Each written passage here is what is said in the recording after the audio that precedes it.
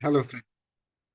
स्वागत है आपका आज सबसे इंटरेस्टिंग मंच के ऊपर, जिसको हम लोग अपनी सामान्य भाषा में ज्योतिष विज्ञान कहते हैं।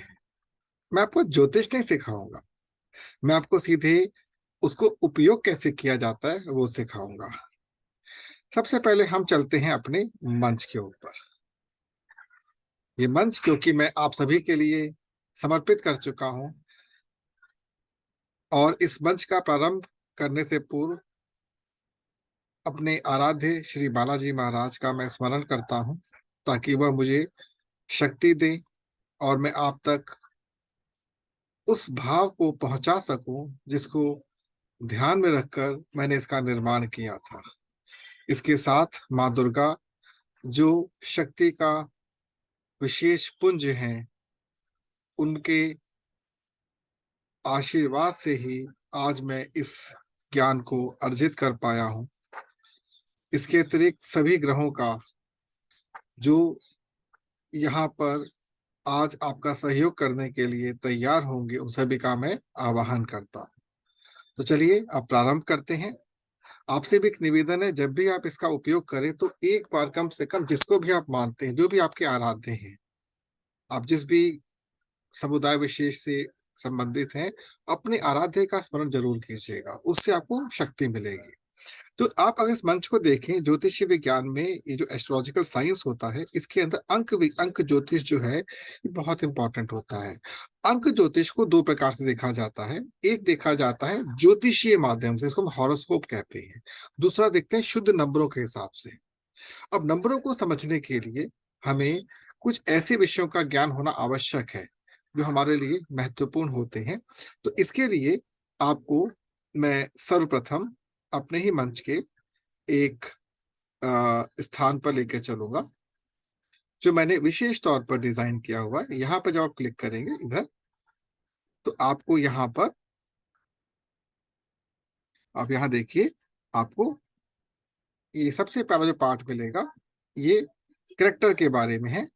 ठीक है। दूसरा जो इसमें पार्ट आपको मिलेगा ये है आपका इसका बेसिक इंट्रोडक्शन। आपके सामने ये जो करेक्टर सेट लिखा हुआ है, ये कीरो पद्धति जो बहुत प्रचलित है, इसको हम लोगों ने यहाँ पे इस्तेमाल किया है। आप यहाँ पर देख रहे हैं कि जो अलग अलग नंबर्स हैं ये किसी ना किसी ग्रह से संबंधित है। अब जो ग्रह से संबंधित है, जैसे हम बात करते हैं सूर्य की, तो सूर्य जो है ये इन सभी अंग्रेजी के अक्षरों से प्रभावित होता है या प्रभाव छोड़ता है। उसी प्रकार से चंद्रमा जो है वो इन अक्षरों को लेकर चलता है। तो आपको अगर इनका ज्ञान नहीं भी होता कोई बात नहीं, अगर आप अपने बल पे करना चाहें तो आप जब भी कहीं ए आपको दिखता है तो आप उसके लिए अंक 1 को उपयोग कर सकते हैं, कहीं बी दिखता है तो अंक 2 को, सी में अंक 3, एंड इस प्रकार से आप आगे चलेंगे। शून्य जो होता है इसको स्काई, अर्थात वो जो स्पेस होता है उस विषय में इसकी काउंटिंग होती है। और इस ब्रह्मांड का आधार जिसे पृथ्वी कहा जाता है मुख्य तौर पर, वो 9 नंबर होता है। तो ये दो जो अंक होते हैं ये प्रारंभिक और अंतिम होते हैं, इनका उपयोग इस पद्धति में नहीं किया जाता। और बहुत सारी पद्धतियां उपलब्ध है, बट हमने इसी का उपयोग किया है क्योंकि ये काफी हद तक सटीक हमें उत्तर देती है। तो वापस अपने मंच पर आते हैं।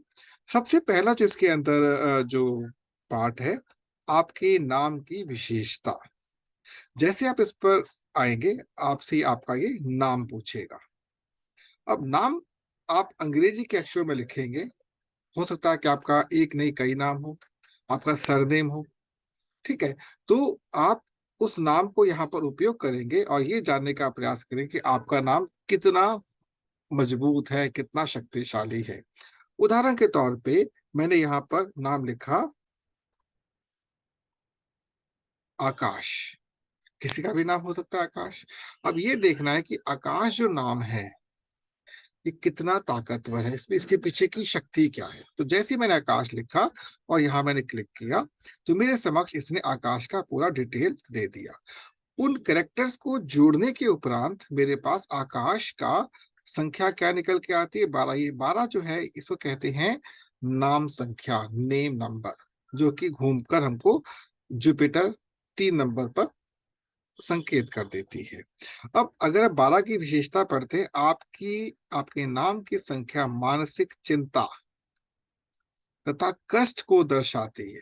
सुन लीजिए ध्यान से, आपके नाम की संख्या मानसिक चिंता तथा कष्ट को दर्शाती है और अन्य लोग अपने कार्य साधना के लिए अपनी स्वार्थ वेदी पर आप जैसे व्यक्तियों के हितों को क्षति पहुंचाते हैं।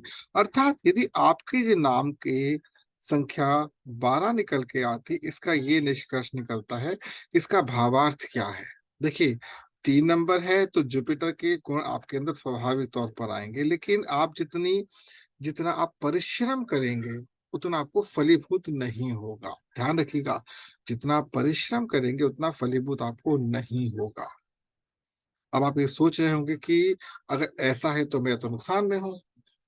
आप चेक कर लीजिएगा, ये जो भी आपके सामने विवरण लिखा है किस हद तक ठीक है। तो हम अब इसमें अगर छोटा सा ट्विस्ट करें तो यही आकाश अच्छा हो सकता है। ध्यान रखिएगा, डॉक्यूमेंट्री एविडेंस में कोई चेंज नहीं करना, प्रचलन में चेंज करना है। मैं आपको कुछ उदाहरण भी दूंगा जो प्रचलन में कहां से कहां पहुंचे। तो आकाश जो हमारा जो ये नाम है, अगर हम इसके थोड़ा सा चेंज करते हैं, यहाँ पर हम क्या करते हैं, एक ए और लगा देते हैं और अब देखते हैं क्या होता है। आप देखिए, आपके नाम की संख्या इस बात की सूचक है, इरादों और कार्यक्रमों में सदैव परिवर्तन होता रहेगा। स्थान परिवर्तन भी संभावित है। बहुत से लोगों की यह धारणा है कि यह अशुभ संख्या है, किंतु वास्तव में यह अशुभ नहीं है। यह एक ऐसे व्यक्ति का प्रतीक है जो उचित रूप से प्रयुक्त होने वाली जानकारी रखते हैं। ये बहुत ही विचित्र बात है। 13 नंबर जो होता है बहुत क्वालिटेटिव नंबर होता है।